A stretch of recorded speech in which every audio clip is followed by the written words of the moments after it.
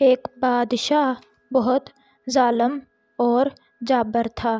اس کی ہیبت کے قصے سارے ملک میں مشہور تھے۔ لوگ اس سے نفرت کرتے تھے۔ ایک دن جانے کیا ہوا، بادشاہ نے سارے شہر کو مدعو کیا کہ ایک اہم اعلان کرنا ہے۔ جب سب لوگ جمع ہو گئے تو بادشاہ نے اعلان کیا کہ میں آپ کا شہنشاہ آج آپ لوگوں کی موجودگی میں وعدہ کرتا ہوں کہ آج کے بعد کبھی کسی کے ساتھ ناانصافی اور سختی نہیں کروں گا، سب کے ساتھ شفقت اور نرمی سے پیش آؤں گا۔ سب لوگ بہت حیران ہوئے کہ بادشاہ سٹھیا گیا ہے، اس کو کیا ہو گیا ہے؟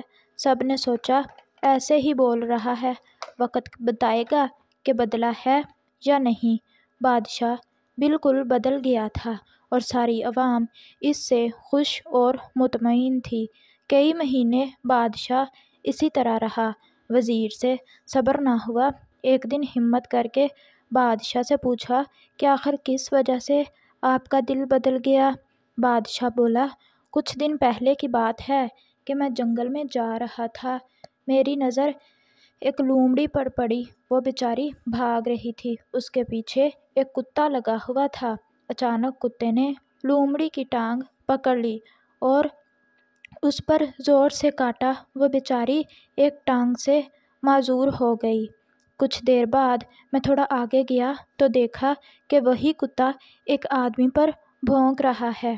اس آدمی کو غصہ آیا، وہ نیچے جھکا، اس نے ایک پتھر کتے کو دے مارا اور کتا بھی اسی طرح ٹانگ سے معذور ہو گیا۔ میں ابھی سوچ ہی رہا تھا کہ اوپر والے کی لاٹھی بے آواز ہے کہ اسی آدمی کو اچانک ایک گھوڑے نے زور سے مارا اور اس کی بھی ایک ٹانگ فارغ ہو گئی۔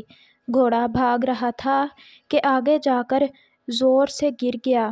اتنا دیکھ کر ہی میری حالت غیر ہو گئی اور میں نے سوچا کہ میں اتنا ظالم ہوں، ہر ایک پر حکم چلاتا ہوں، کسی کی پرواہ نہیں کرتا، تو میرا خالق میرے ساتھ بھی وہی کرے گا جو میں اس کی مخلوق کے ساتھ کرتا ہوں۔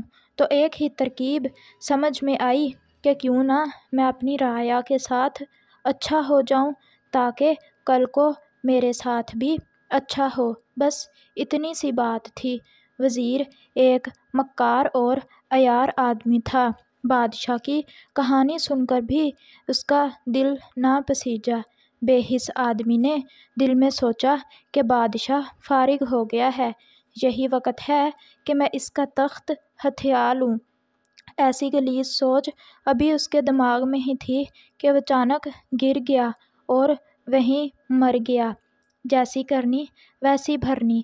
تو پیارے بچوں، اس کہانی سے ہمیں یہ سبق ملتا ہے کہ کسی کے ساتھ برا کر کے یہ مت سمجھو کہ کسی نے نہیں دیکھا تو میں بچ گیا۔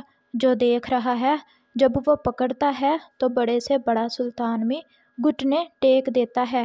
اچھا کرو اور صلح کی امید لوگوں سے مت رکھو۔ اگر آپ کو ہماری ویڈیو اچھی لگی ہو تو ویڈیو کو لائک اور پلیز چینل کو سبسکرائب کر دیں۔